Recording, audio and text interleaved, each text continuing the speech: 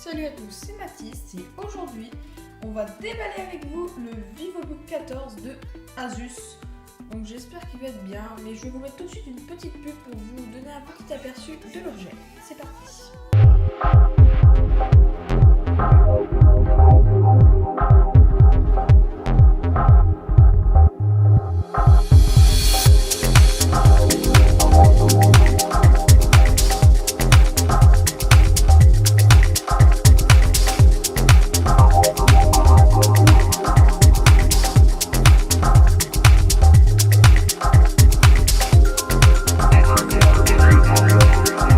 La petite pub vous a plu, maintenant on le déballe.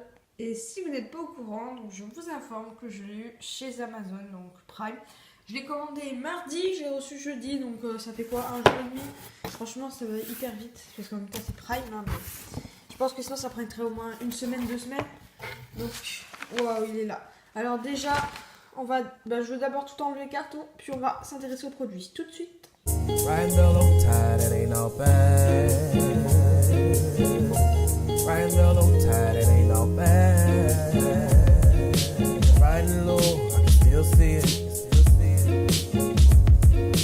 Déjà d'aperçu, ça donne envie, moi je trouve.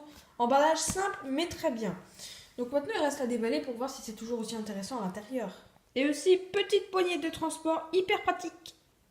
Attention, suspense. Et là alors, on a l'ordinateur en lui-même.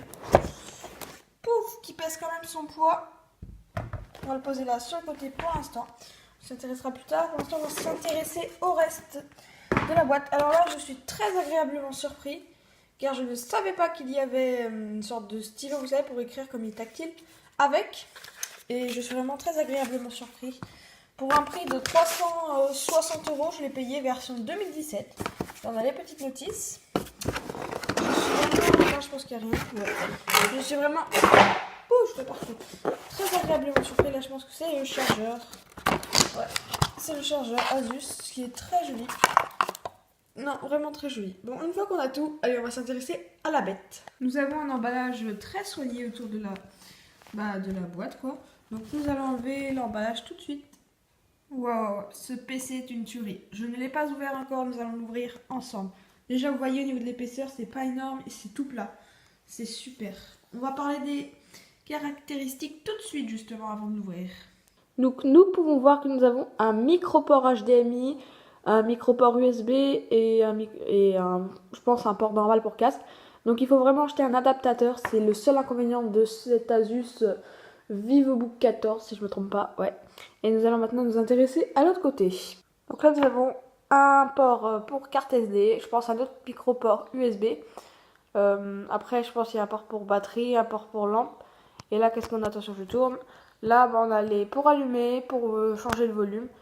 Et là, je sais pas c'est quoi, ça doit être pour le son, je pense. Suspense, maintenant il est l'heure de l'ouvrir. Petite embout pour ouvrir, pratique. Et là, oh, c'est soigné, attendez, je l'ouvre. Et là, je suis hyper surpris du PC moi-même car je le trouve vraiment très beau. Petite protection, hyper sympa. PC, les touches sont parfaites. Pas trop petites, pas trop grandes. Donc on voit le processeur, c'est Intel Pentium Inside. Donc là, c'est les caractéristiques. Voilà. Donc vraiment, petit écran de 14 pouces, mais franchement, ça c'est très suffisant. Maintenant, on va tester le mode de 360, comme on le disait. Et petite histoire aussi à propos du PC. Donc le PC, sa charnière 360 degrés là, qui peut se tourner, du VivoBook 14, a été soumise à 20 000 cycles d'ouverture et de fermeture. Comme ça, au moins, on est sûr qu'il n'y a aucun problème, quoi. Donc, allez, on va le tester tout de suite, du coup. Waouh, c'est super, regardez, je viens de la tourner à 360. Waouh. Maintenant, j'ai envie de faire autre chose aussi.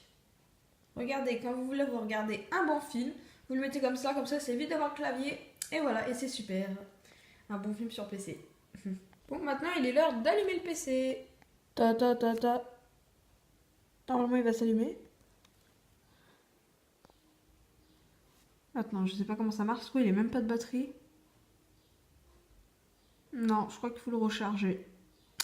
Bon, on se retrouve après dès que je l'ai rechargé. Enfin, s'il faut le recharger, quoi. Et voilà, le PC a commencé à s'allumer parce que je l'ai chargé avec le petit câble là. Donc voilà, en fait ça se branche ici, j'ai dit des conneries la dernière fois, enfin la dernière fois tout à l'heure quoi. Sur dessus parce qu'en fait ça c'est juste pour les lumières, je m'en doutais un peu, enfin quand j'ai vu la taille. C'est ici que ça se branche à la fin. Donc là il nous demande des trucs, je remplis les étapes et puis on se retrouve juste après. Regardez, c'est Cortana à part. Si vous avez besoin d'un lecteur d'écran Oui, d'assistance, d'accord. appuyez simultanément sur les touches Windows, CTRL et Entrée pour activer le narrateur. Merci Cortana.